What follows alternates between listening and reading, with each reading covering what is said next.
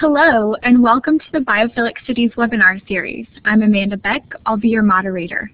I'm a graduate student in urban and environmental planning at the University of Virginia, and I'm also part of the Biophilic Cities project.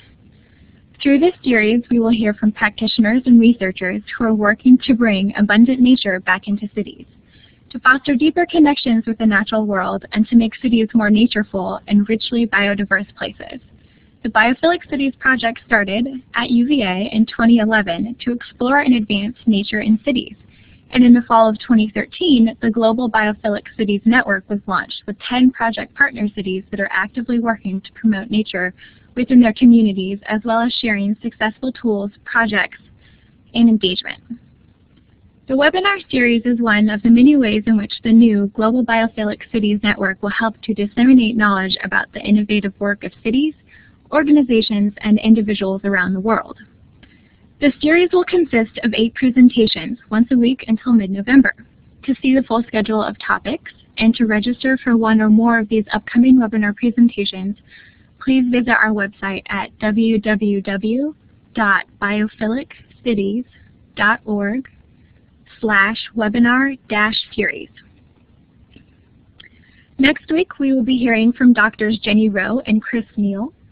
They will speak about interesting work using an EEG headset that captures brain activity as older people navigate the city, showing what stress points they might experience versus areas that are most enjoyable. This research is a part of a project called Mood, Mobility, and Place. Due to the nature of Drs. Rowe and Neal's research, we will not be uploading a recording of this webinar, so I highly encourage everyone who is interested to please join us next week, Wednesday, October 15th at 12:30 Eastern Daylight Time. Today we will be hearing from Jennifer Barnes, a deep green architect based in the Seattle area. She works on a project called Urban Green, which is run through Biomimicry, Puget Sound, and also has a consulting business, 55.5 Consulting. In addition to helping multiple projects obtain LEED certification, Ms. Barnes is very active in the Pacific Northwest green building community, participating in regional conferences on green architecture. Ms. Barnes has a BA in architecture from Princeton University and a Master's of Architecture from the University of Washington. Jennifer Barnes will speak for 30 minutes to be followed by questions from the audience. So I'm going to go ahead and turn it over to Jennifer so she can present her material. Great, thanks Amanda. Hi everybody, can everybody hear me? I guess I'll just pay attention to the chat box if I don't have good audio here. I assume that I do if I don't hear anything. I am really happy to be here, and I'm sorry that Alexandra Ramsden, my partner in crime on these projects, couldn't make it. She's sorry she couldn't be here. She and I had the pleasure of speaking at an event with Tim Beatley last spring when he was in Seattle. And after he heard us present our project and talk about the Urban Greenprint, he thought our message would be a good one for this webinar series. So I'll be talking today about biomimicry and a biomimicry-inspired project called the Urban Greenprint.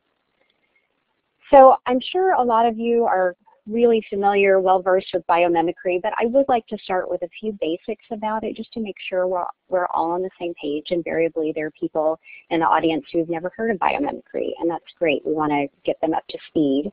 So after a little bit of background, I'll share a few examples, 3 examples of biomimicry, and then we'll spend most of our time today talking about the Urban Greenprint project.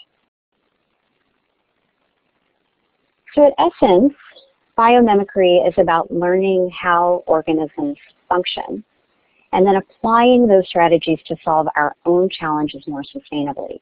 So in other words, how does nature do what it does? And then how can we emulate those strategies in our own designs? So the core idea here is that nature has already solved most of the physical problems that we're currently faced with. Organisms need to find food and shelter, stay warm, stay cold, transport themselves like this maple seed. They also need to solve for challenges that I think we would typically think of as very technical.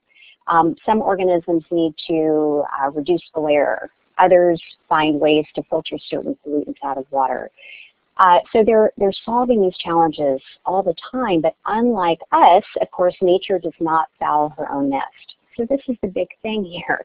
Nature is solving for the same challenges we are, but doesn't foul her own nest. So fortunately for us, of course, we have billions of years of experience to draw from, and we have examples all around us. So nature is about function, quite literally, or biomimicry is about function, quite literally, but I would also say that at its heart, it's about something much deeper.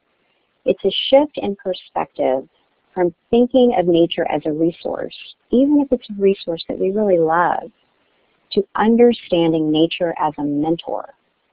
So this is a really simple but profound idea, right? Nature as a mentor. What does that even look like? So I think all of us know instinctively that nature has a lot to teach us if we will slow down and pay attention. So of course this is nothing new, right? Designers and engineers have been looking to nature for inspiration for millennia. But I think we also know that a lot of that wisdom has been pushed aside in the last couple of 100 years. And for a lot of people, nature is simply that resource to extract, right? But now we're at a point, a really critical point in our history of remembering not only is nature an amazing mentor, but in fact we are part of nature. We are nature. We are part of the system. And if we want to survive as part of it, we have to remember how to live within a context. So how can we learn from nature's example? I want to say a little bit about what biomimicry is not, because there's understandably confusion around the term. It's not a really intuitive term. And people all the time confuse a few terms. So I want to say first that biomimicry is not the same as designing something to look like nature. It's not driven by the way a form looks. It's driven by function. Okay, so form might be involved, but that's just because of the function that that form provides. And I'd say also it's not biophilia. We know, biophilia is about our love for, right, our innate need for nature. Biomimicry, again, sorry to beat this, but biomimicry is about learning how something in nature functions and then emulating that function to solve a challenge more sustainably. Okay, so let's look at a few examples, and then we'll move into the Urban Greenprint. And some of you may have seen these examples before. A couple of them are kind of poster child examples, but they're really good and they tell a good story. So lightning bugs. Lightning bugs are inspiring improvements in LEDs. So it turns out that when you look at a lightning bug under a microscope, their abdominal exoskeleton has jagged misshapen scales. They're arranged symmetrically, but they're jagged and misshapen, and they're like shingles on a roof. These shingle-like surfaces reduce internal reflection, so that means more light is being emitted, right? That means the lightning bug is being very, very efficient. And so mimicking that shingled profile on the lens of an LED, researchers in Belgium have created a 55% more efficient lamp. So super simple strategy, just mimicking form. The bullet train, this is one of those examples that gets talked about a lot, but it's really a powerful example. This bullet train in Japan, when it was first designed and it would enter a tunnel, would compress the air to such a degree that when it exited the tunnel, the air would explode into a big thunderclap, almost a sonic boom. And this is a big problem for the neighbors. So a set of engineers was tasked with redesigning the nose of the train. And one of those engineers happened to be an avid birder. And one evening, he's watching a film of this beautiful bird, the kingfisher. And the kingfisher's head and beak have evolved over time so that when the kingfisher dives into water, he creates virtually no splash so that he can better see the fish that he's hunting for. So the engineer recognized that this bird is moving from air to water, moving from one pressure to another, and that might be an interesting model to study in his work, his process of redesigning the train nose. So in fact, after modeling, it turns out that it was a good form to use. They've now redesigned the bullet train based on what they learned from studying the kingfisher. It not only does it not create a loud boom, but it uses 15% less electricity and travels 10% faster. And the last example I'll mention is Interface Floor's entropy carpet line. Some of you guys may spec this carpet tile, or you may have heard about it because of their inspirational CEO of Interface, Ray Anderson, who was very dedicated to sustainability and very, very vocal about his love of, his belief in biomimicry. Many years ago, he connected his lead designers with experts from the Biomimicry Institute. And they spent a couple of days together in a workshop. And at some point during that 2 days, they took a walk in the forest, literally in the forest. And the designers were really inspired by the forest floor. What they saw was a surface where no two elements are the same, but where collectively a cohesive pattern is created. It's sort of an organized chaos. So this is what inspired their entropy line of carpet tiles. And so tiles from any dye lot, the way the design works is that tiles from any dye lot can be placed in any direction, rotation, anywhere in a space. And this has reduced installation waste 60%. It means customers don't have to store replacement tiles from certain dye lots. It's been a really successful product.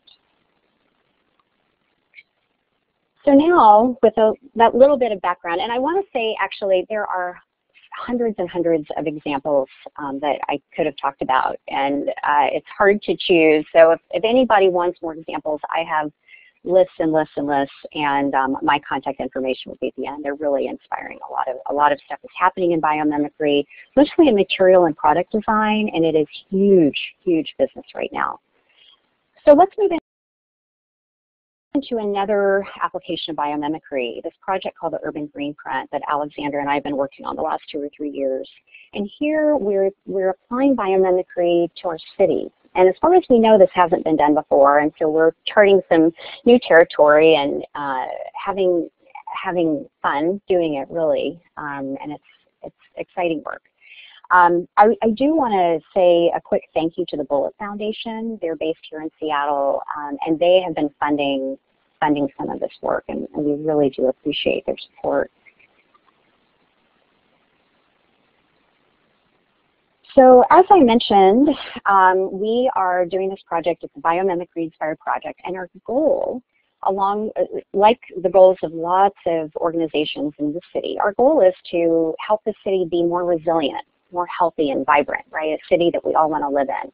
There are a lot of people doing great work in this regard, but where our project differs is that we want to do this by learning from nature and bringing those lessons into design work. We know there are going to be lots of projects that happen over the next 20, 30 years that impact the fabric of our city, and we want to bring nature's wisdom to these projects. So today I'm going to describe phase 1 of the Urban Greenprint, which is really rooted in context, particularly our pre-development context. And then I'm going to talk about phases 2 and 3 really, really briefly, because I want to spend most of our time talking about how we're gaining insight about this place. So we're starting in Seattle, as I mentioned, and I think we would eventually love to do this project in other cities, but this is where we live and this is where we're spending our time.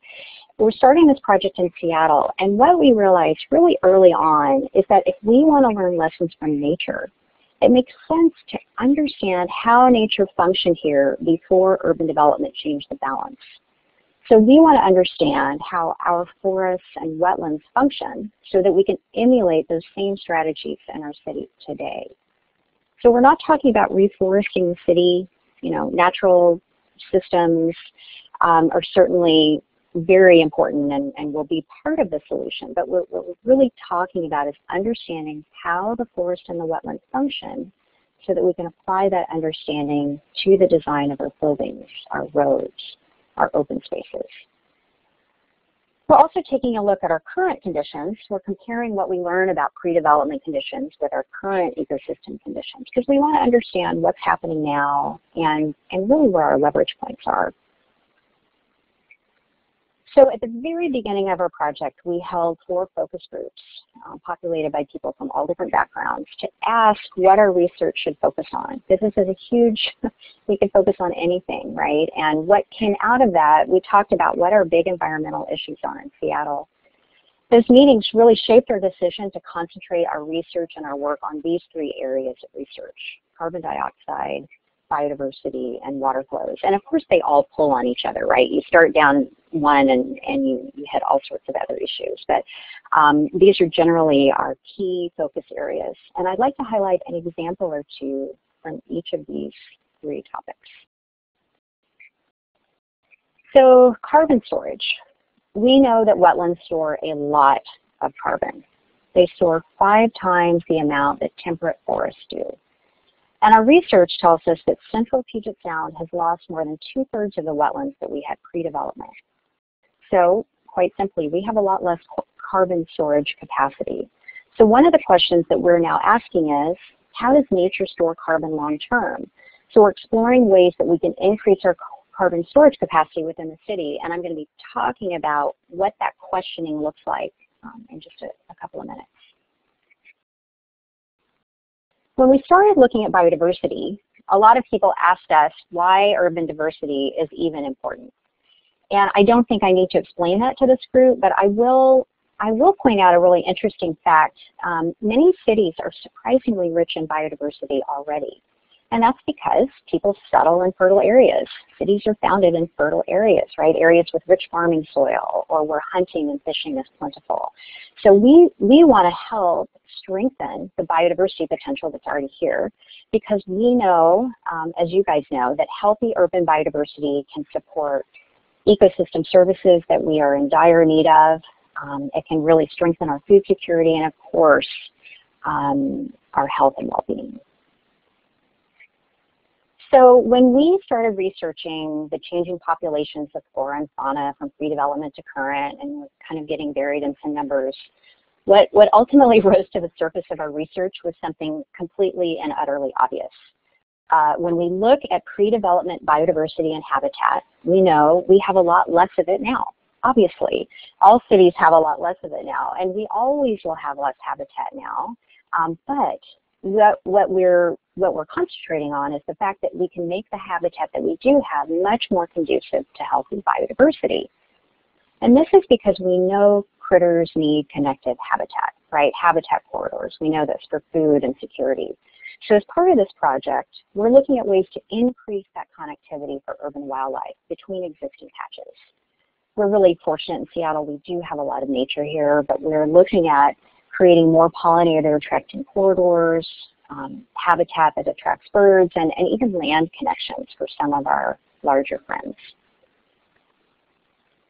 And then finally, around that topic of water, so I mentioned carbon dioxide, biodiversity, and water flows are our 3 areas of inquiry. When we looked at water flows, similar to many cities, the majority of Seattle's downtown is impervious, right? And in impervious areas, just by definition, when it rains, nothing is infiltrating. That's that 0% with the down arrow. Nothing is infiltrating. When it rains downtown, 83% of our rain, more or less, is runoff, and 17% evaporates. Not surprisingly, our pre-development numbers were much, much different. Of course, a large amount, nearly 50% infiltrated, a teeny tiny amount ran off in a big storm event. And the number that really surprised us, and this is not rocket science, maybe you guys are all very aware of this, but we did not realize that when it rained in the forest, and it's still, when it rains in the forest here, half of that rain, a full 50%, is taken up by the plants make use of it, and then they return it to the atmosphere. It's evapotranspirated. So like in a lot of cities, we spent a lot of effort in Seattle combating polluted runoff, and we need to. This is arguably our biggest environmental issue. But what we realized from this is that if we could get our evaporation numbers anywhere close to that 50%, we'd go a long way towards solving our polluted runoff problem. So one of the questions is, we want to know how we can increase evaporation downtown. So we start asking, to get there, we're first asking, how does nature do it? How does nature increase evaporation? So we're asking that question along with a lot of others. How does nature maintain healthy water flows, balance carbon, sustain biodiversity? All right, so now last year we took those questions and a lot of other questions to our Biomimicry Puget Sound network. These folks were amazing. They came from all different backgrounds and did research right there at the workshops, talked to each other, and they identified a long list of organisms and strategies that answer those questions. Some of their ideas and strategies and examples in nature were really far-flung, but others were local, and their application is really easy to imagine. So for example, exploring that question of how does nature increase evaporation, our local forest canopies were highlighted. So when it rains around here in a forest, these big raindrops hit the canopy and they break up into smaller drops that has more surface area, which are more likely than easier to evaporate, right? Also, the layered and textured branches that we have around here provide lots of surface area, again, that holds onto the water, increasing its chances of being evaporated, slowing it down on its way to the forest floor. And then the detritus on the forest floor itself also acts as a sponge, and it holds onto the water until it can finally be released, evaporating unless it infiltrates into the ground. So we know that we can design functional equivalents for all of these elements. And this is really where it comes to life, right? Designing functional equivalents for all of these ideas. So some of the ideas that we talked about and continue to talk about, designing our roofs or other urban structures to break up water drops, staggered roof profiles, roof and building cladding that's textured with lots of surface area, blue roofs that hold water, active water features like fountains, materials that soak up water and slowly release it. So around here, the more water we evaporate, the less waterborne pollution will run off into our water bodies. And I'm aware that a lot of you are probably cringing right now because you're doing everything you can to hold on to every drop of water. This is clearly a Pacific Northwest issue, right? Strategies for healthy water flows will be a lot different in other places. So a couple of other ideas that were further afield that from the workshop it's still really interesting and worthy of research. So we're looking at how nature stores carbon long term. Trees store carbon, but when they die, they return it to the atmosphere. Saguaro cacti, for example, when they die, their carbon goes into the ground and recombines and becomes a mineral calcite, which lasts a really long time. And similarly, seashells are formed when carbon is extracted from the seawater. It gloms onto negatively charged protein that's secreted by the little critter. And over time, that seashell will dissolve into sand, and that carbon is stored for a really long time. So how can we emulate those strategies? Well, one of the ideas that our network came up with that seemed kind of crazy at the time was, painting on a matrix that is yet to be invented on the underside of overpasses over roads. That would, the carbon from the air would glom onto it, it would harden over time like the seashell, and then it could be removed and could face buildings. Pretty amazing idea that seemed crazy until a few months after that I read about Michael Pawlyn, P-A-W-L-Y-N, an architect from the UK, who I highly recommend looking at his videos. He's a very inspiring architect, learning from nature. He has found a technique that's been around since the 70s called BioRock that rebuilds coral reefs. And new material is formed underwater by passing a small current through the wire. Calcium carbonate gloms onto the wire in a similar process to seashell formation. And Pawlyn is saying, hey, let's make our building materials this way under the ocean. Pretty cool. So these far-flung ideas aren't actually that far-flung, and I think sometimes we need to ask the crazy questions, because if we can ask the question, then the answer is out there. So that's a quick summary of phase 1 work, and I'm not going to go into detail. I don't have time for phases 2 and 3, but I will just say phase 2, we wanted to understand how our urban landscapes can support those 3 key issues of carbon storage, biodiversity, and healthy water flows. And after talking with a lot of experts and doing a lot of research, we generated a short list of 13 best practice principles around this area, strategies in nature that we want to optimize in projects that will be happening around the city. We probably could have come up with 100, but we want this list to be doable and not completely overwhelming, and we're wrapping it up now, and we'll be sharing it with our partners in the design community. This is really simple, but it's stuff that I never thought about as an architect. And a lot of landscape architects are thinking about this, but again, we want to bring all this to people's consciousness. And then phase 3, our next adventure will be bringing what we've learned to life, putting some of these ideas to the test, building and monitoring a small project. So we're going to begin scoping and fundraising in January. So as we've just been talking about, the Urban Greenprint listens to nature from a perspective of ecological function. How ecologically or biologically does nature store carbon, in our case, manage water flows? But I would just say that of course there are lots of ways to listen to nature, and the most important thing is just to listen and begin to hear the story that it's telling you. So nature has a lot to tell us if we'll get quiet and pay attention. So listen to that story and then tell it. Tell that story through your designs or through whatever work you do in the world. For those of you in Puget Sound, we have this biomimicry network that holds events and connects people interested in biomimicry with each other. Find us on LinkedIn or Facebook just through that name, Biomimicry Puget Sound. And for the rest of you, there's a good chance that there's a regional network near you. By some amazing synchronicity, when we founded our network, other people were founding their own networks all over the world. And the Biomimicry Institute realized this was happening, and they connected us all with each other.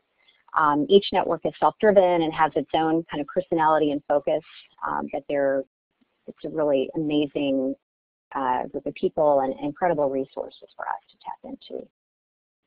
So look for a biomimicry network in your area, and if there's any part of you that's interested in that ecological approach to sustainability that I've been talking about, please email me. I'd be happy to talk. Because no matter what, we think communities everywhere will benefit from listening to and learning from nature.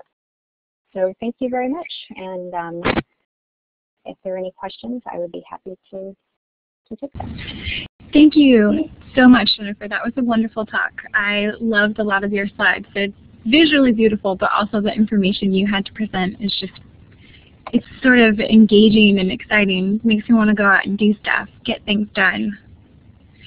There were a couple of questions that we can start working on.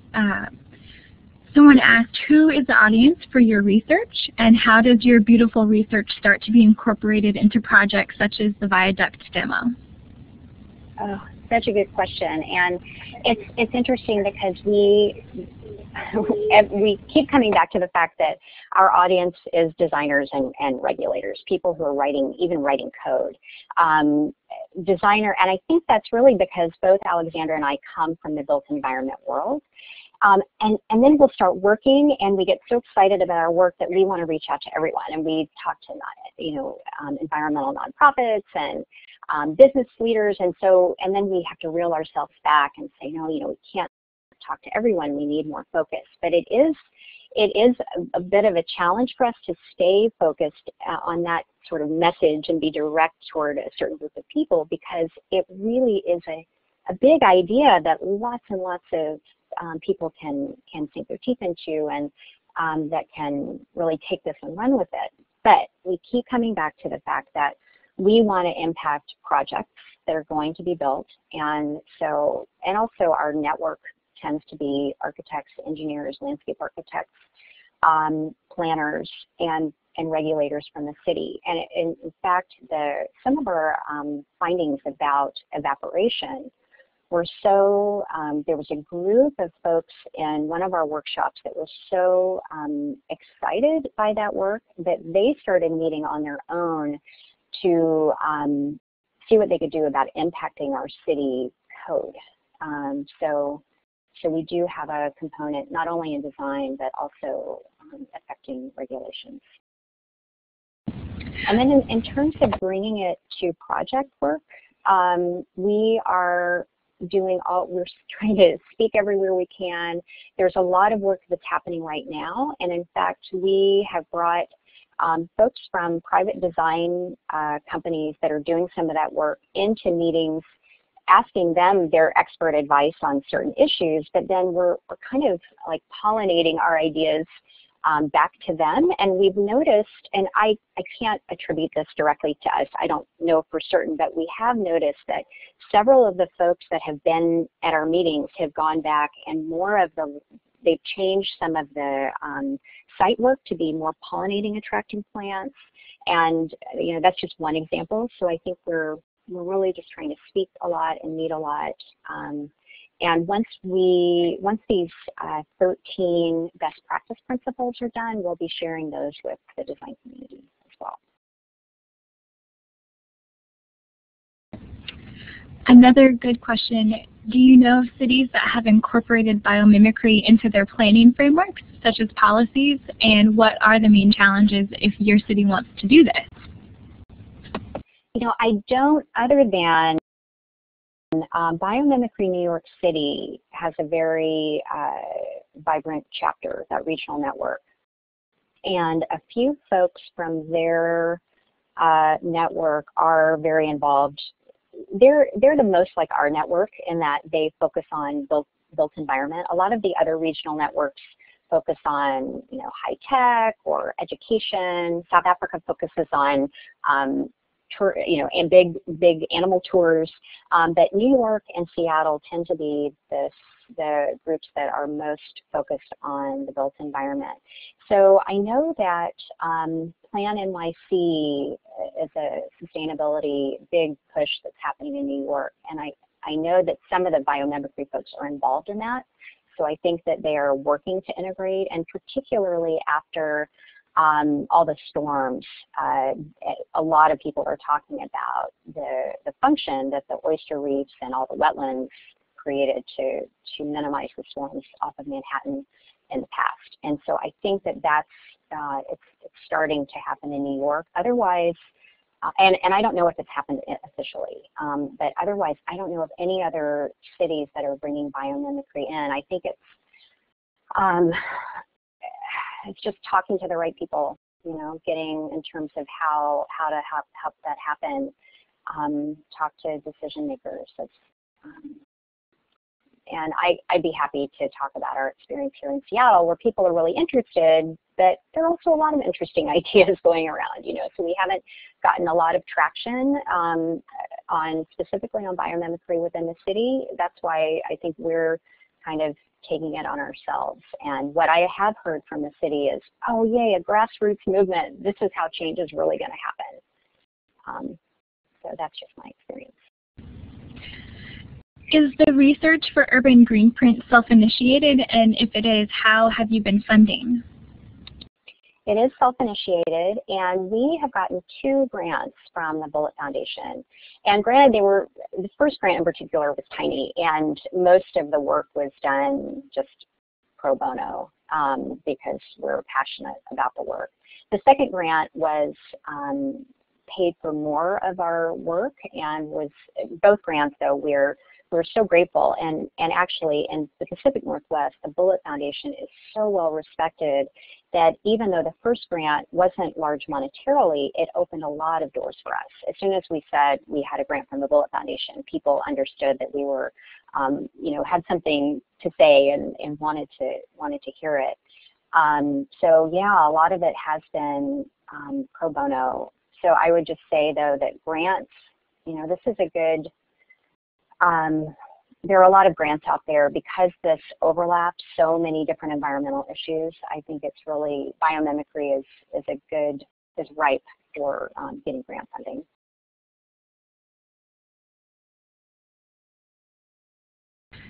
Can you talk a little bit more about how buildings can be designed to function as a tree canopy within a forest of buildings that reduce water runoff? Well, it's interesting. As I mentioned, I'm trained as an architect, and one of the first things you hear is get the water away from the building as fast as you possibly can. Or these days, collect all the water in a cistern and use it in the building. And what we're saying specifically in the Puget Sound region is, as I mentioned, is let's help evaporate it. because 50% of our rainfall evapotranspirates. So some of the ideas we've had are, I mentioned some of them, but really, I think around here we do, and I don't know if this is common other places, but we build a lot of buildings with what we call rain screens. So there is all the insulation and the framing is interior to the wall, and then we'll have an air gap and then a rain screen. So some sort of cladding that keeps the majority of the weather out, but that there's air behind it so that the moisture can dry out. And so in our area, what if that rain screen were actually some sort of spongy material or a material that held on to the water, and over time that air circulation would help dry out some of that water. And then some of the other ideas that I mentioned, roof lines and materials that will help break the bigger drops into smaller drops, and different even material on the ground that's similar to the detritus on the forest floor that acts as a sponge. So in our research, when we've talked about buildings as tree canopy, it's really all been geared toward evaporating water, which again is not going to be the case in most parts of the country. I'm not sure if I answered your question.